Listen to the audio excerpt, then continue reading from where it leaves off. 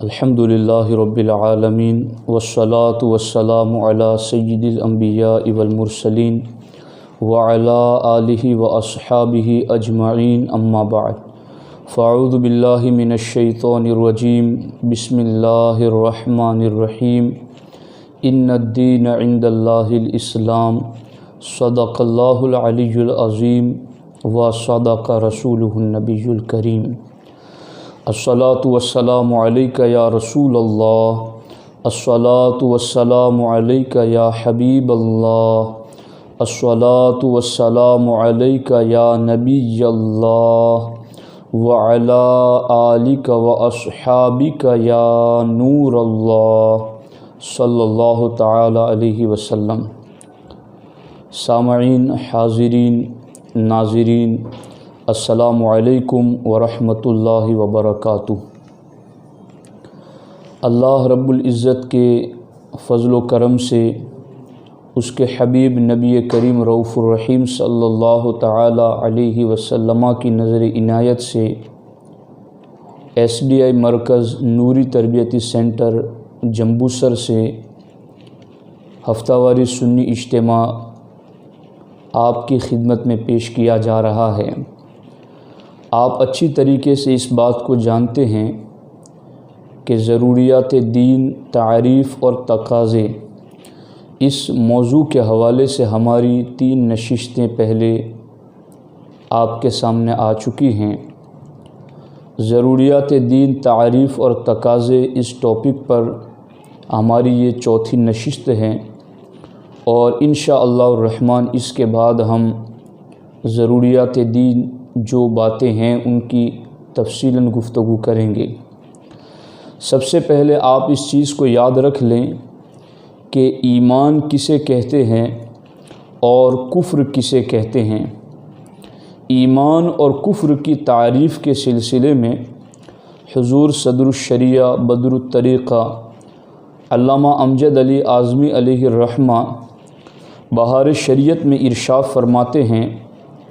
سچے دل سے ان سب باتوں کی تصدیق کرنا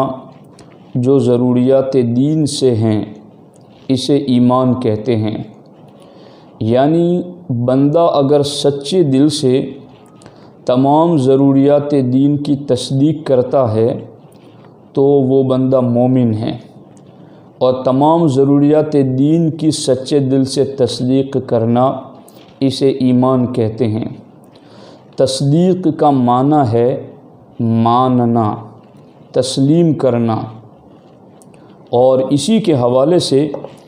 امام اہل سنت امام احمد رضا محدث بریلوی علیہ الرحمہ فتاوی رضویہ شریف میں ارشاد فرماتے ہیں کہ ایمان تصدیق قلبی کا نام ہے۔ خصوصیت کے ساتھ یہاں میں اس بات کی طرف آپ کی توجہ مبذول کرانا چاہتا ہوں کہ ایک ہے دل کا ماننا اور دوسرا ہے اس دل سے مانے ہوئے کا زبان سے اقرار کرنا، اور ان دونوں کے حوالے سے جدا جدا احکام ہیں۔ یعنی ایک بندہ ایسا ہے جو دل سے تمام ضروریات دین کی تصدیق کرتا ہے، تمام ضروریات دین کو دل سے مانتا ہے، تو وہ بندہ مومن ہے۔ لیکن آگے دل سے جن باتوں کو اس نے مان لیا ہے ضروریات دین کو، آگے اس کا اقرار کرنا، اس کا اعلان کرنا، اس کا اظہار کرنا، اس کے حوالے سے شریعت کے احکام جدا ہیں۔ اس سلسلے میں حضور صدر الشریعہ ارشاد فرماتے ہیں کہ اقرار کے سلسلے میں، یعنی دل سے تو تمام ضروریات دین کو سچا مان لیا، اور دل سے تمام ضروریات دین کو سچا مان کر وہ مومن ہو گیا ہے، لیکن آگے اقرار کا جو معاملہ ہے، اظہار کا جو معاملہ ہے، اس کے جدا احکام ہیں۔ حضور صدر الشریعہ ارشاد فرماتے ہیں، اگر تصدیق کے بعد یعنی دل سے تمام ضروریات دین کو سچا ماننے کے بعد اس کو اظہار کا موقع نہ ملا،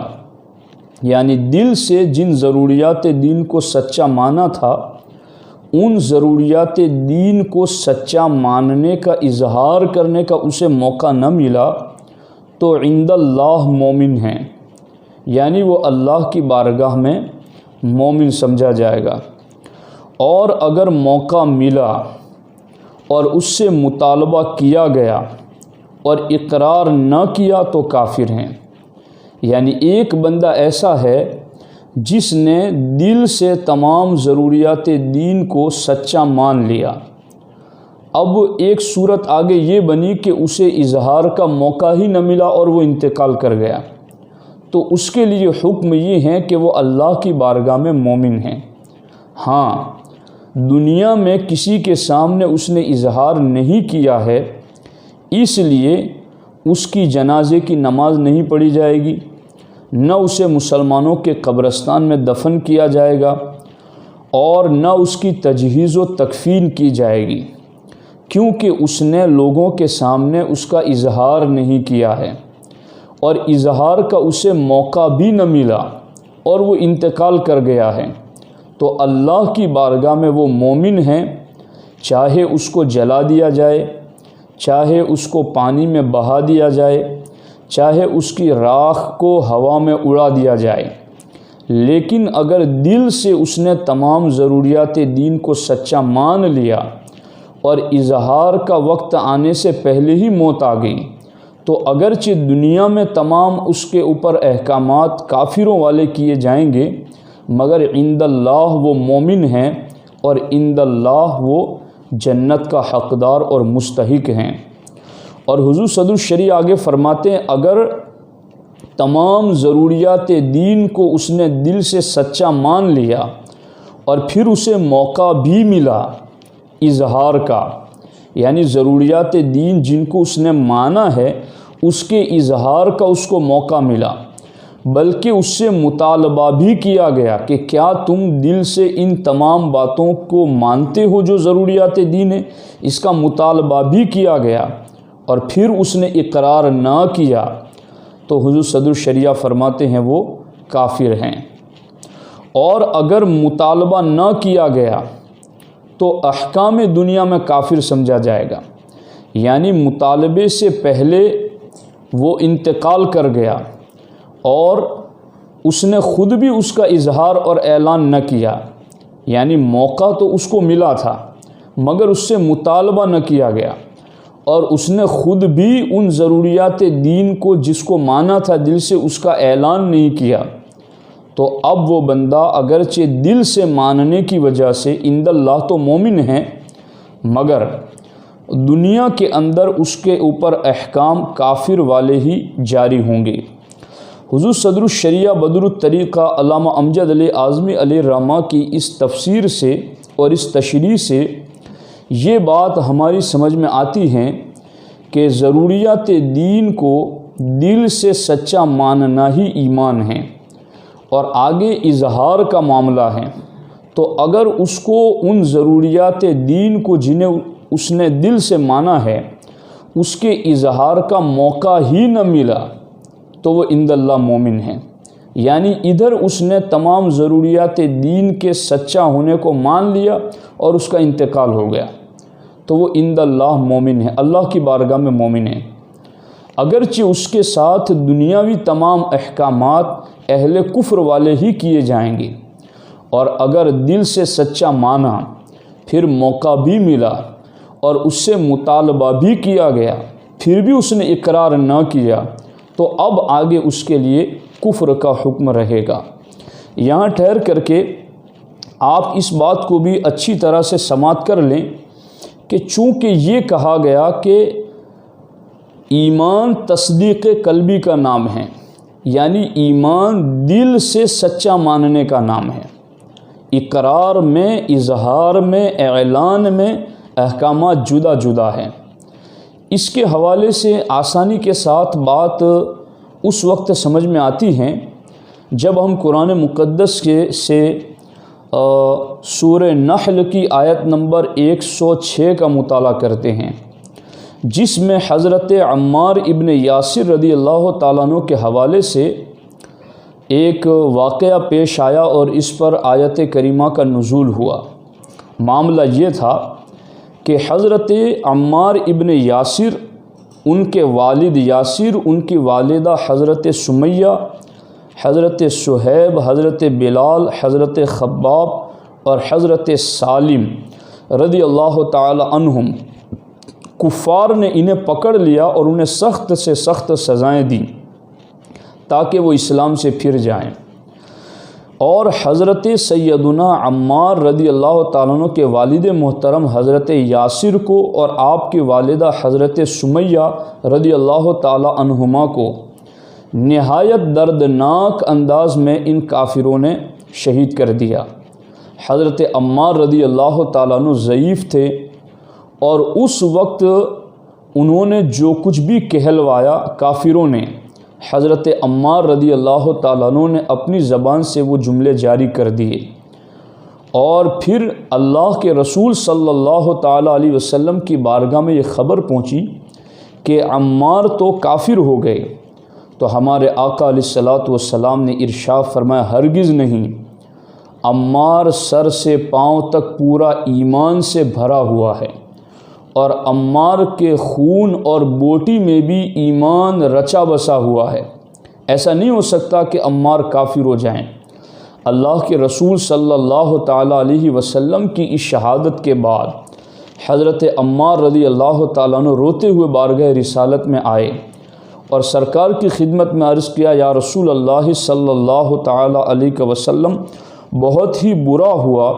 اور بہت ہی برے کلمات میری زبان سے جاری ہو گئے۔ تو اللہ کے رسول صلی اللہ تعالیٰ علیہ وسلم نے ارشاد فرمایا، اس وقت تمہارے دل کا کیا حال تھا؟ تو حضرت عمار فرماتے، دل ایمان پر خوب اچھی طرح جمع ہوا تھا۔ تو ہمارے آقا علیہ السلام نے ان پر شفقت فرمائی اور ارشاد فرمایا کہ اگر پھر ایسا اتفاق ہو جائے تو یہی کرنا، اور پھر اس پر قرآن مقدس کی یہ آیت کریمہ نازل ہوئی، من کفر باللہ من بعد ایمانہ الا من اکرہ وقلبہ مطمئن بالایمان، یعنی جو ایمان لا کر اللہ کا منکر ہو سوا اس کے مجبور کیا جائے اور اس کا دل ایمان پر جمع ہوا ہو۔ یعنی اس آیت مبارکہ سے اس بات کا ثبوت ملتا ہے قلبہ مطمئن بالایمان، کہ دل ایمان پر جمع ہوا ہو۔ تو حقیقت میں اسی کو کہتے ہیں کہ ایمان تصدیق قلبی کا نام ہے۔ تو اقرار یہ کبھی کبھی ساقط ہو جاتا ہے، مگر تصدیق قلبی کا یہ سقوط کبھی نہیں ہوتا۔ یعنی اقرار بعض اوقات میں اقرار نہ کریں یا اقرار کے خلاف کوئی بات کہیں تب بھی بندہ مومن رہے گا، لیکن تصدیق قلبی کوئی بندہ چھوڑ دے اور دل سے ضروریات دین کو ماننا چھوڑ دے تو پھر اس کا اقرار بھی کام نہیں آئے گا، پھر اس کا اظہار اور اعلان بھی کام نہیں آئے گا۔ تو اصل چیز ٹھہری تصدیق قلبی، یعنی دل سے تمام ضروریات دین کو سچا ماننا، یہ ہے ایمان۔ یہاں حضرت عمار رضی اللہ تعالیٰ عنہ نے زبان سے جو اقرار کا معاملہ ہے تو زبان سے اقرار کے خلاف بات کہی، جو کچھ کفار نے حضور کے حوالے سے یا بتوں کے حوالے سے کہلوایا انہوں نے کہہ دیا، اور وہ ان کی زبان کا جو اعلان تھا وہ تصدیق قلبی کے خلاف تھا، مگر زبان سے وہ لفظ ادا ہوئے، دل ایمان پر مطمئن تھا۔ تو ایسی پوزیشن میں کہ جہاں بندے کی جان جانے کا خطرہ ہو یا اس کے کسی جسم کے حصے کو کاٹے جانے کا خطرہ ہو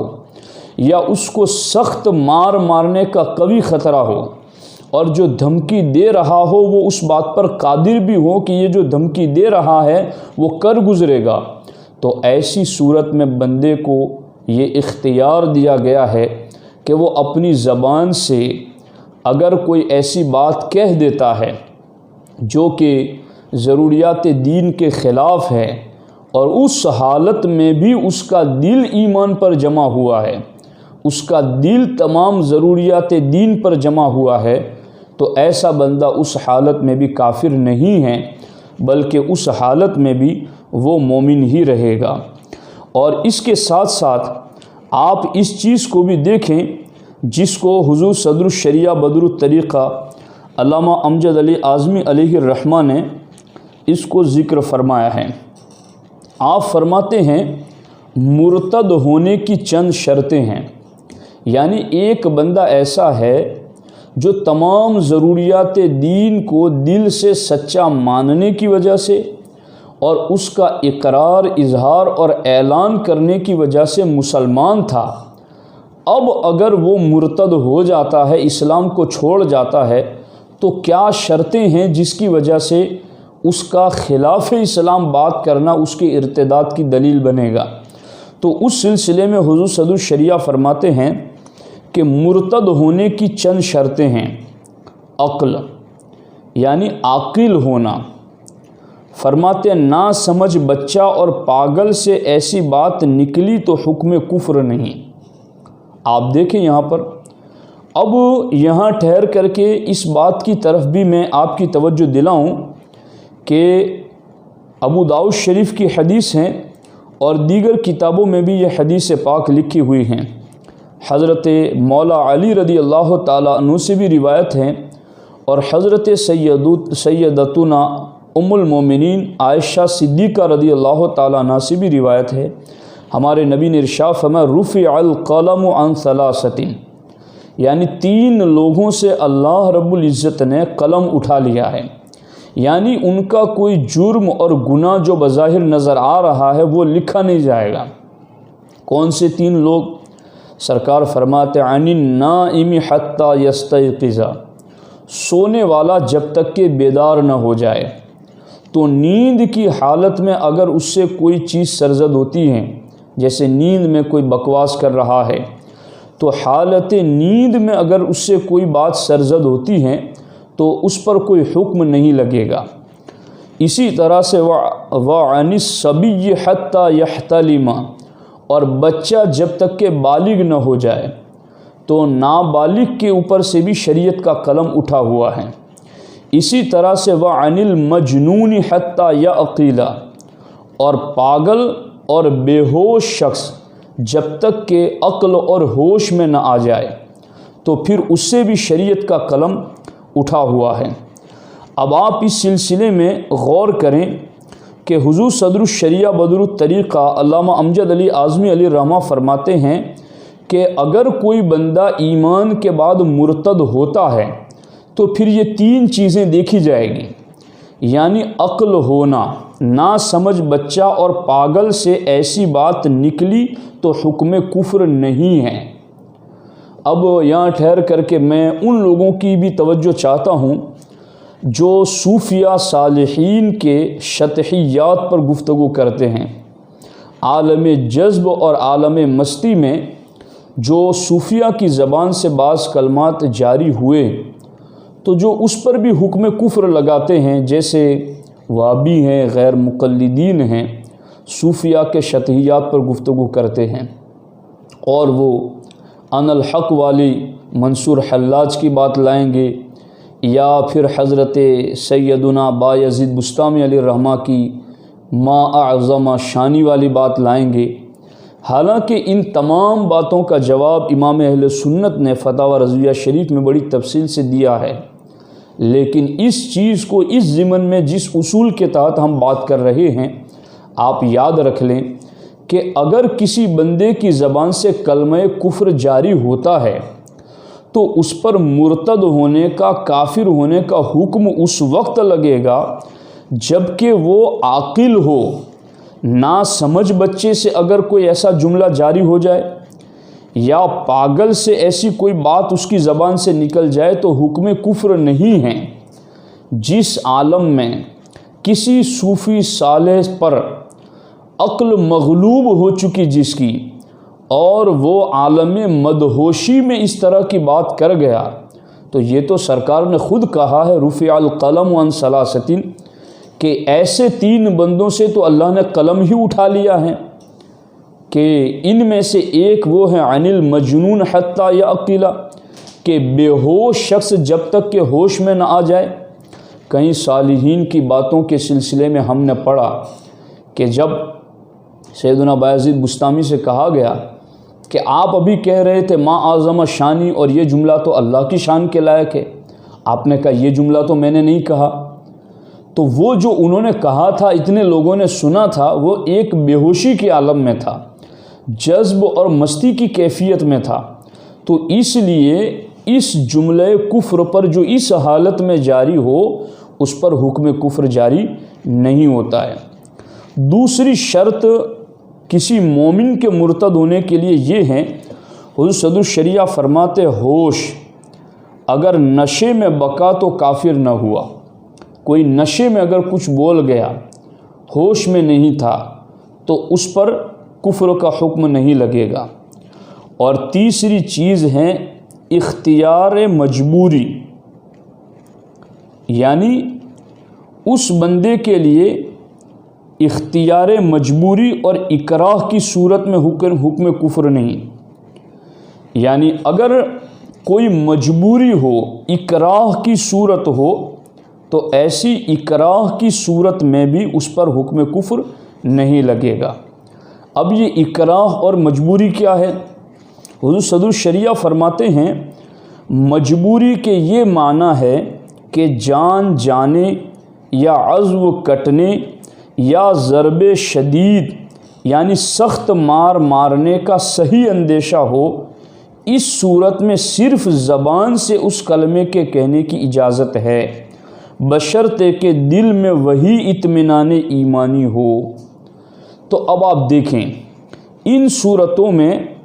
اگر کوئی عاقل بندہ ہے، بیوقوف، پاگل، مجنون، بے ہوش نہیں ہے، اگر کوئی ہوش مند ہے، اگر کوئی کسی مجبوری کی حالت میں نہیں ہے، اور پھر وہ کوئی کلمہ کفریہ اپنی زبان سے بصراحت بولتا ہے، تو اس کے لیے حکم کفر اور حکم ارتداد ہوگا۔ لیکن اگر کوئی ناسمجھ بولتا ہے، کوئی پاگل اور بے ہوش بولتا ہے، یا کوئی حالت اکراہ اور مجبوری میں بولتا ہے، تو اگرچہ زبان سے اس کے جو کلمہ نکلا وہ کفر ہیں، وہ ضروریات دین کے خلاف ہیں، لیکن اس پر حکم کفر نہیں لگے گا، اس لیے کہ ہمارے نبی علیہ الصلوۃ والسلام نے خود فرمایا رفع القلم عن ثلاثۃ، کہ 3 لوگوں سے اللہ رب العزت نے اپنا قلم اٹھا لیا ہے۔ سونے والے سے قلم اٹھا لیا ہے کہ جب تک سو رہا ہے، اگر کچھ بک دیا اس نے حالت نیند میں تو کوئی حکم نہیں لگے گا۔ بچہ جب تک بالغ نہیں ہوا ہے تب تک اس پر کوئی حکم نہیں لگے گا۔ اور اسی طرح سے بے ہوش جب تک ہوش میں نہ آ جائے اور حالت اکراہ اور مجبوری کی صورت نہ ہو تو اس پر حکم کفر لگے گا اگر اس نے کوئی انکار کیا، اور حالت اکراہ اور مجبوری ہے تو اس پر حکم کفر نہیں لگے گا۔ اسی کے ساتھ ساتھ آپ اس بات کو بھی سمجھ لیں، حضور صدر الشریعہ علیہ الرحمہ نے اس کو بھی بارِ شریعت میں ذکر فرمایا، اور یہ بڑی قابل توجہ بات ہے۔ حضور صدر الشریعہ فرماتے مرتے وقت معاذ اللہ اس کی زبان سے کلمہ کفر نکلا تو کفر کا حکم نہ دیں گے۔ دیکھو، یہاں زبان سے کلمہ کفر نکلا ہے، بظاہر ضروریات دین کے خلاف بھی ہیں، مگر حکم کفر نہ دیں گے۔ کیوں؟ کہ ممکن ہے موت کی سختی میں عقل جاتی رہی ہو اور بے ہوشی میں یہ کلمہ نکل گیا ہو۔ تو اب دیکھو، پتہ چلا بے ہوشی کے عالم میں نکلنے والا کلمہ کفر، اس پر حکم کفر نہیں لگتا ہے، اور اس بات کو سارے تسلیم کرتے ہیں، مگر موت والی بے ہوشی پر حکم کفر نہ لگے گا یہ سارے مانتے ہیں، اور عالم جذب اور مستی میں بے ہوشی طاری ہو جائے اور پھر کچھ نکلے تو اس کا انکار کیا جا رہا ہے۔ تو اصل چیز سمجھنے کی ہے، اصول یہی ہے کہ بے ہوشی کے عالم میں اگر کلمہ کفر جاری ہوتا ہے تو اس پر حکم کفر نہیں لگے گا۔ آپ فرماتے ہیں کہ مرتے وقت معاذ اللہ بندے کی زبان سے کلمہ کفر نکلا تو کفر کا حکم نہ دیں گے کہ ممکن ہے موت کی سختی میں عقل جاتی رہی ہو اور بے ہوشی میں یہ کلمہ نکل گیا، اور بہت ممکن ہے کہ اس کی بات پوری سمجھ میں نہ آئی، کہ ایسی شدت کی حالت میں آدمی پوری بات صاف طور پر ادا کر لے دشوار ہوتا ہے۔ یہ دیکھو، تو اصل چیز یہ ہے کہ تمام ضروریات دین کو بندہ دل سے سچا مانے، یہ ہے اصل میں ایمان۔ آگے اقرار کا جو معاملہ ہے،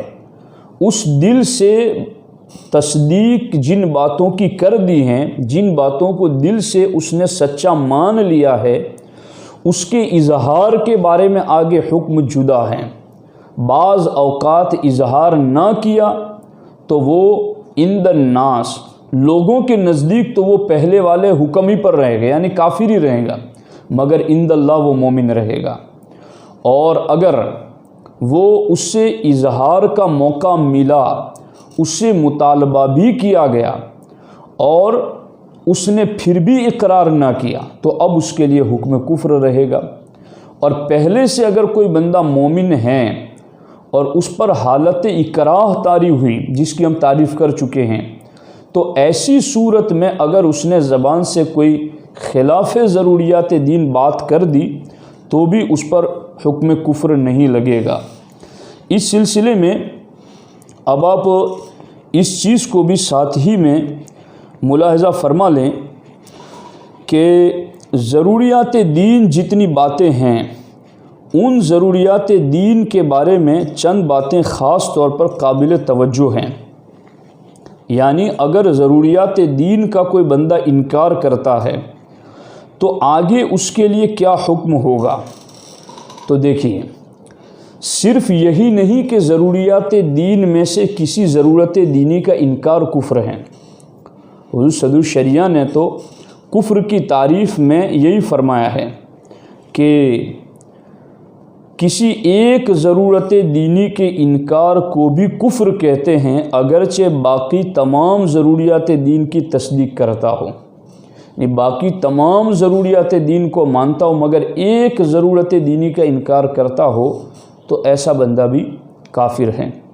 اور ضروریات دین کتنے ہیں انشاءاللہ ہمارے ساتھی آپ کو سامنے دکھا دیں گے کہ ضروریات دین کتنے ہیں، جسے آپ اسکرین شاٹ لے کر کے پڑھ بھی سکتے ہیں اور جسے آپ لوگوں کو سمجھا بھی سکتے ہیں۔ تو کسی ایک ضرورت دینی کے انکار کو بھی کفر کہتے ہیں، اگرچہ باقی تمام ضروریات دین کو وہ مانتا ہو۔ اب آگے جو اس کی تشریح ہیں وہ خاص طور پر قابل توجہ ہیں کہ ضروریات دین میں سے کسی بات کا انکار کرنا یہ بھی کفر ہے، اور ضروریات دین میں سے کسی بات کو ہلکا سمجھنا یہ بھی کفر ہے، اور ضروریات دین میں سے کسی بات میں شک کرنا یہ بھی کفر ہے، اور ضروریات دین سے جو دلائل قطعیہ سے معروف اور متعین معنی اور مفہوم ثابت ہوا ہے،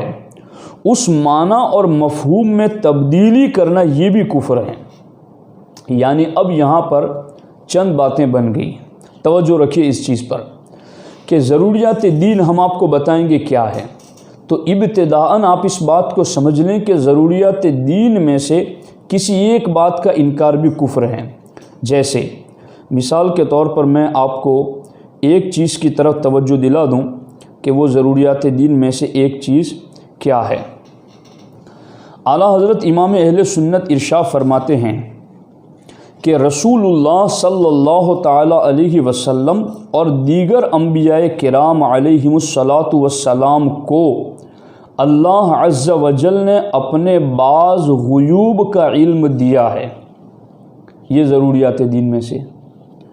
اور کئی فرقے آج ایسے پائے جا رہے ہیں جو اللہ کے نبیوں کے لیے عطائی علم غیب کے بھی منکر ہیں۔ تو عطائی علم غیب، بعض علم غیب کا انکار، یہ ضروریات دین کا انکار ہے۔ اسی طرح سے امام اہل سنت فرماتے ہیں کہ رسول اللہ صلی اللہ تعالیٰ علیہ وسلم کا علم اوروں سے زائد ہیں، ابلیس کا علم معاذ اللہ علم اقدس سے ہرگز وسیع تر نہیں، جیسا کہ خلیل احمد امبیٹوی نے اپنی کتاب برائن قاطعہ میں لکھا ہے کہ ابلیس کا علم حضور کے علم سے زیادہ ہے۔ تو یہ ماننا کہ حضور علیہ الصلاۃ والسلام کا علم اوروں سے زائد ہیں اور ابلیس کا علم معاذ اللہ علم اقدس سے ہرگز وسیع تر نہیں، یہ ضروریات دین میں سے ہیں۔ اب ایک فرقے کے سرغنے نے اس ضرورت دینی کا انکار کیا،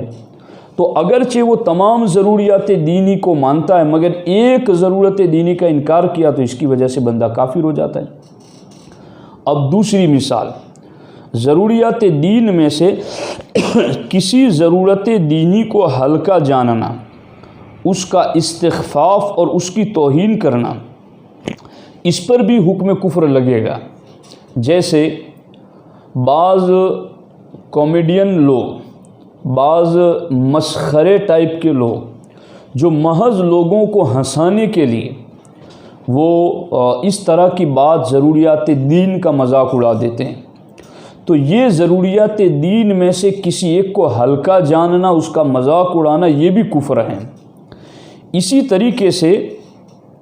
ضروریات دین میں سے کسی ضرورت دینی کے بارے میں شک کرنا، یہ بھی کفر ہے۔ جیسے کہ اللہ کے رسول صلی اللہ تعالیٰ علیہ وسلم کا خاتم النبیین ہونا۔ خاتم النبیین کا معنی بلا تعویل اور بلا تغییر اور بلا تبدیل و بلا تخصیص حضور علیہ الصلاۃ والسلام کا ہر جہت سے آخری ہونا ہی ہے۔ اب اس میں اگر کوئی تعویل کرتا ہے، شک ڈالتا ہے کہ یہ تو بذات مراد ہے، بالعرض نہیں ہے، ذاتی طور پر آخری نبی حضور ہیں اور بالعرض کوئی اور بھی نبی آ سکتا ہے، جیسا کہ قاسم نانوتوی نے تحذیر الناس میں اس کی تشریح میں کہا ہے، تو اب یہ ہوا شک کرنا خاتم النبیین کے معنی میں۔ تو ضروریات دین میں سے کسی ضرورت دینی میں شک کرنا یہ بھی کفر ہے، اور پھر ایسا بندہ باقی تمام ضروریات دین کو مانتا ہو پھر بھی وہ بندہ اسلام سے خارج ہو جائے گا۔ اور چوتھی صورت ہے کہ دلائل قطعیہ سے ثابت معروف متعین معنی اور مفہوم میں تبدیلی کرنا، اور اس حوالے سے مثال سر سید احمد خان کی دی جاتی ہیں کہ اس بندے نے فرشتوں کی قوت، جنوں کی قوت، شیاطین کی قوت، اس کی ایسی تشریح کی اور ایسا معنی بتایا جو کہ ضروریات دین کے خلاف ہے۔ یعنی حشر اور نشر کا معنی، فرشتوں کا معنی، فرشتوں کے علاوہ جنوں کا اور شیاطین کا معنی، اس کے حوالے سے یہ کہنا کہ فرشتہ کوئی وجود نہیں ہے بلکہ نیکی کی قوت کا نام ہے، اور شیطان کوئی وجود نہیں ہے، بدی کی قوت کا نام ہے، تو یہ ہیں دلالت قطعیہ سے ثابت معروف اور متعین معنی میں تحریف اور تبدیلی کرنا، اور یہ بھی کفر ہے۔ اور ایسا بندہ اگرچہ تمام ضروریات دین کو مانتا ہو پھر بھی ایسے بندے کے لیے حکم کفر جاری ہوگا۔ تو اب آپ اس چیز کو سمجھ لیں کہ دل سے تمام ضروریات دین کو سچا ماننا یہ ایمان ہے، اور ان ضروریات دین میں سے کسی ایک کا کسی نے انکار کیا، یا کسی ایک کا کسی نے ہلکا سمجھا، یا کسی ایک کے بارے میں کسی نے شک کیا، یا کسی ایک کے معنی اور مفہوم میں کسی نے تبدیلی کی، تو وہ بندہ دائرہ اسلام سے خارج ہیں اور اسلام سے اب اس کا کوئی رابطہ اور واسطہ نہیں ہے۔ یہ ہیں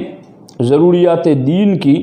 ابتدائی تعریف اور اس کے تقاضے جو میں نے آپ کی خدمت میں عرض کیے۔ اس سلسلے میں حضور صدر الشریعہ ارشاد فرماتے ہیں کہ مسلمان ہونے کے لیے یہ بھی شرط ہے کہ زبان سے کسی ایسی چیز کا انکار نہ کرے جو ضروریات دین سے ہیں،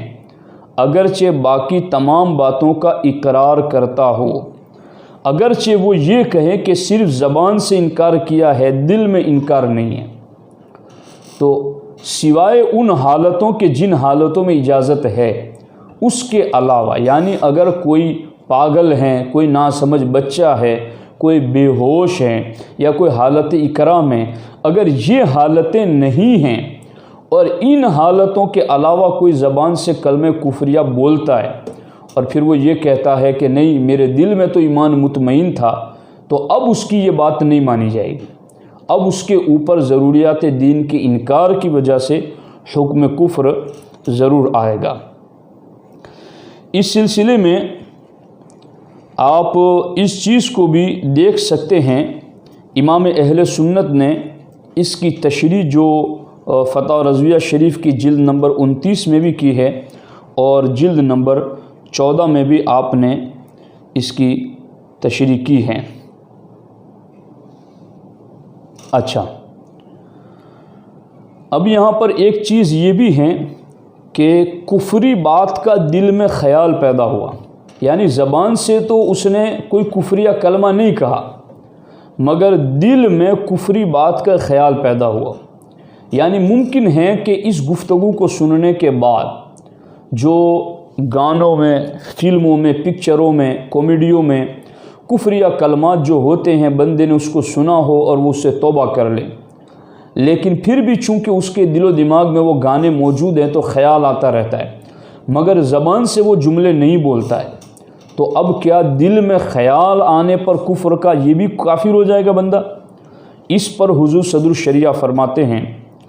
کفری بات کا دل میں خیال پیدا ہوا اور زبان سے بولنا برا جانتا ہے تو یہ کفر نہیں ہے، بلکہ خاص ایمان کی علامت ہے کہ دل میں ایمان نہ ہوتا تو اسے برا کیوں جانتا۔ تو آپ دیکھیں محض دل میں خیال پیدا ہو جانا اس سے بندہ کافر نہیں ہوتا۔ اچھا، یہاں پر اس کے ساتھ ساتھ اس چیز کو بھی آپ یاد رکھ لیں کہ ایک بندہ ایسا ہے کہ جس نے ضروریات دین میں سے کسی ضرورت دینی کا انکار کر دیا اور اب اسے سمجھایا گیا اور اب اس نے آ کر کے واپس کلمہ پڑھ لیا لوگوں کے سامنے، تو کیا محض کلمہ پڑھنے سے اس کا ایمان معتبر ہوگا؟ یہ بھی ایک مسئلہ ہے۔ حضور صدر الشریعہ اس بارے میں کیا فرماتے ہیں؟ لکھتے ہیں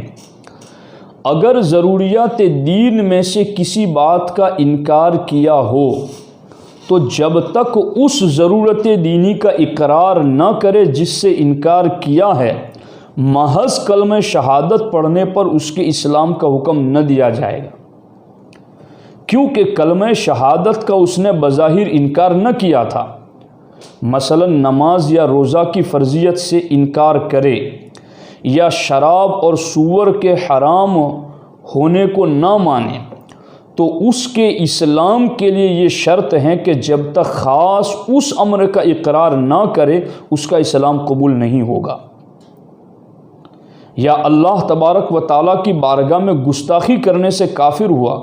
تو جب تک اس گستاخی والے لفظ سے توبہ نہ کرے مسلمان نہیں ہو سکتا۔ یعنی اب یہاں میں توجہ چاہتا ہوں اپنے اہل سنت و جماعت بھائیوں کی کہ وہ جو ہمیں دن رات یہ کہتے رہتے ہیں کہ فلاں گروپ کے لوگ، فلاں فرقے کے لوگ تو رات دن کلمہ پڑھتے رہتے ہیں، رات دن توبہ کرتے رہتے ہیں، تو اگر ان سے کوئی گناہ ایسا ہو بھی گیا ہے تو کیا توبہ سے معاف نہیں ہوگا؟ کیا وہ کلمہ شہادت پڑھتے ہیں تو کلمہ شہادت سے پہلے کے گناہ معاف نہیں ہو جاتے؟ تو یاد رکھو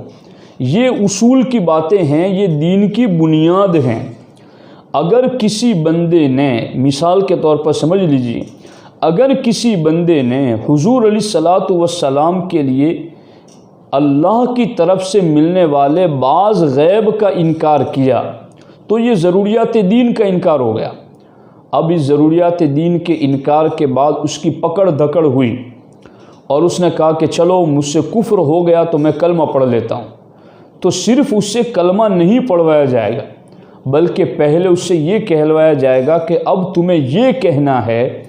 کہ میں اللہ رب العزت کی عطا سے بعض غیوب کا علم اللہ کی طرف سے حضور کے لیے عطا کیا جانا مانتا ہوں، یہ کہیں اس کے بعد کلمہ طیبہ پڑھیں۔ اگر کسی نے حضور علیہ الصلوۃ والسلام کی ختم نبوت کا انکار کیا ہے تو صرف اب کلمہ پڑھ لینے سے اس کو مومن نہیں مانا جائے گا، بلکہ اس سے پہلے یہ کہلوایا جائے کہ میں حضور علیہ الصلوۃ والسلام کو بلا تعویل بلا تخصیص ہر جہت سے خاتم النبیین مانتا ہوں، پھر کلمہ پڑھے تو اب اس کی یہ توبہ مانی جائے گی۔ ورنہ ضروریات دین میں سے کسی ضرورت دینی کے انکار کے بعد اصل اس ضرورت دینی جس کا انکار کیا تھا اس کا اقرار نہ کرے اور محض کلمہ پڑھتا رہے تو حضور صدر الشریعہ فرماتے اس کا یہ کلمہ پڑھنا اسے کفر سے نہیں بچا سکتا ہے۔ یہ بہت خاص بات ہے جس پر توجہ دینی چاہیے۔ اور اب بہت اہم بات آپ کی خدمت میں عرض کرنے لگا ہوں، اور وہ یہ ہے کہ ایک بندہ جو مومن تھا، اور مومن کہتے ہیں جو تمام ضروریات دین کو سچے دل سے مانے، تو ایک بندہ ایسا تھا جو تمام ضروریات دین کو سچے دل سے مانتا ہے، اب اس نے کسی ایک ضرورت دینی کا انکار کر دیا، تو اب اس کی دو صورتیں ہیں،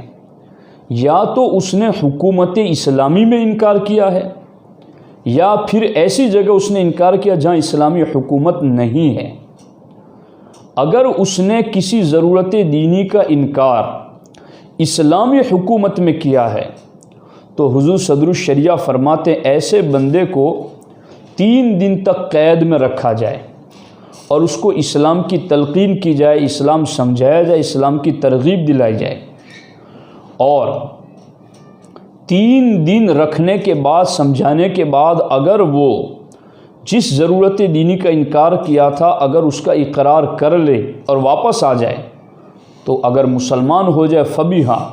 ورنہ قتل کر دیا جائے۔ یہ حضور صدر الشریعہ نے بار شریعت میں لکھا ہے۔ اور جو بھی ضروریات دین کا انکار کریں اس کے قتل کیے جانے کا حکم جو اسلامی سلطنت کے لیے ہیں، اس پر حکمتیں جدا ہیں، چونکہ اللہ کا غضب سب سے زیادہ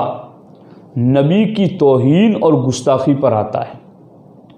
آپ اس کو محسوس کر لیں اور دیکھ لیں۔ حضرت ابراہیم علیہ السلام کے سامنے نمرود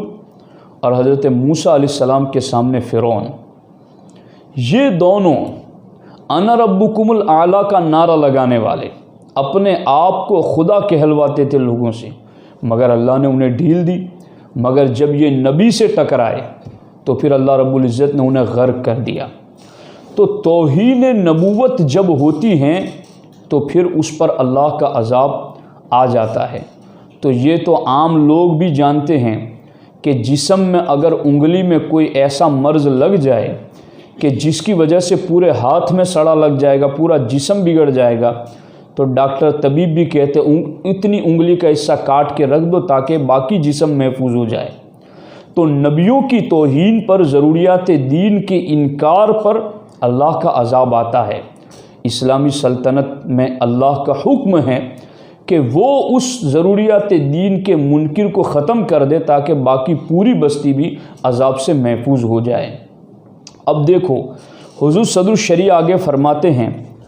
اور یہ خاص بات ہندوستان والوں کے لیے حضور صدر الشریعہ نے فرمائی ہے۔ آپ فرماتے ہیں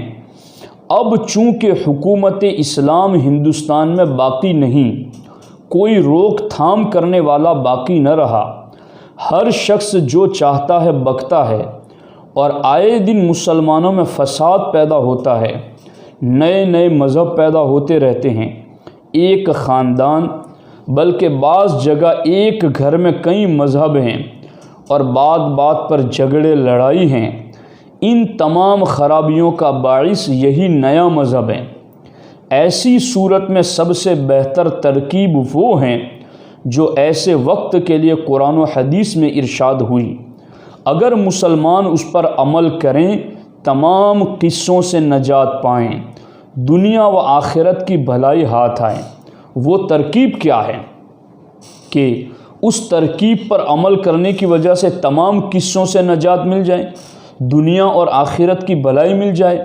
تو حضور صدر الشریعہ فرماتے ہیں وہ یہ ہیں کہ ایسے لوگوں سے جو بد مذہب بد عقیدہ ہے، ایسے لوگوں سے بالکل میل جول چھوڑ دیں، سلام کلام ترک کر دیں، ان کے پاس اٹھنا بیٹھنا، ان کے ساتھ کھانا پینا، ان کے یہاں شادی بیاہ کرنا، غرض ہر قسم کے تعلقات ان سے قطع کر دیں، گویا سمجھیں کہ وہ اب رہا ہی نہیں۔ واللہ الموفق، اور اللہ اس کی توفیق عطا کرنے والا ہے۔ تو آپ دیکھیں، اگر کوئی ضروریات دین میں سے کسی ضرورت دینی کا انکار اسلامی سلطنت میں کرتا ہے تو اس کا حکم جدا ہے، اور ہندوستان میں اگر کوئی ایسا انکار کرتا ہے، جیسا کہ حضور علیہ الصلاۃ والسلام کی ختم نبوت کو بالذات اور بالعرض کہہ کر کے ختم نبوت کا انکار کرنا، یا حضور علیہ الصلاۃ والسلام کے لیے اللہ تعالیٰ کی طرف سے بعض علم غیب دیا جانا، اس کا انکار کرنا، یہ صریح ضروریات دین کا انکار کرنا ہے۔ تو جو فرقے ان ضروریات دین کا انکار کرتے ہیں، حضور صدر الشریعہ فرماتے ہیں ہندوستان میں اب اسلامی حکومت نہیں ہے، تو مسلمانوں کے لیے یہ لازم ہے کہ ایسے لوگوں سے بالکل میل جول چھوڑ دیں، سلام کلام ترک کر دیں، ان کے پاس اٹھنا بیٹھنا، ان کے ساتھ کھانا پینا، ان کے یہاں شادی بیاہ کرنا، غرض ہر قسم کے تعلقات ان سے قطع کر دیں، گویا سمجھیں کہ وہ اب رہا ہی نہیں ہیں۔ تو یہ ایک قرآن و سنت کی روشنی میں ضروری بات تھی جو آپ کی خدمت میں عرض کر دی گئی۔ چونکہ اس پر باتیں بہت طویل ہیں، میں ہر بار یہ کہتا ہوں کہ ہم اس پر آخری نشست کریں گے، مگر ابھی بھی بہت سارا مواد میرے سامنے موجود ہیں، انشاءاللہ ایک نشست اس پر ہم آگے بھی کریں گے۔ میری آپ تمام سامعین کی خدمت میں ایک مخلصانہ اپیل اور درخواست ہے کہ آپ اس کو سنیں اور اس کو نوٹ کریں اور پھر اسے آگے لوگوں تک پہنچائیں، چونکہ ضروریات دین کا علم حاصل کرنا یہ بھی فرض ہیں، اور لوگ آج اس فرض سے غافل ہونے کی وجہ سے فلموں ڈراموں میں، ٹی وی میں، پکچروں میں، گانوں میں اور کامیڈیوں میں لفظ سنتے بھی ہیں، بولتے بھی ہیں، مذاق بھی کرتے ہیں، اور پھر جو بد عقیدے ضروریات دین کا انکار کر گئے انہیں بھی لوگ مسلمان سمجھتے ہیں یا پھر ان سے میل جول رکھتے ہیں۔ تو یہ ساری گمراہیت کے دروازے ضروریات دین کا علم نہ ہونے کی وجہ سے کھل رہے ہیں۔ آپ خود بھی سنیں، اوروں تک بھی پہنچائیں۔ اللہ رب العزت ہماری ان کاوشوں کو اپنی بارگاہ میں قبول فرمائے۔ السلام علیکم ورحمۃ اللہ وبرکاتہ۔ مقبول سنی دعوت اسلام کو آقا کرے عرض یہ شاکر تمہارا یا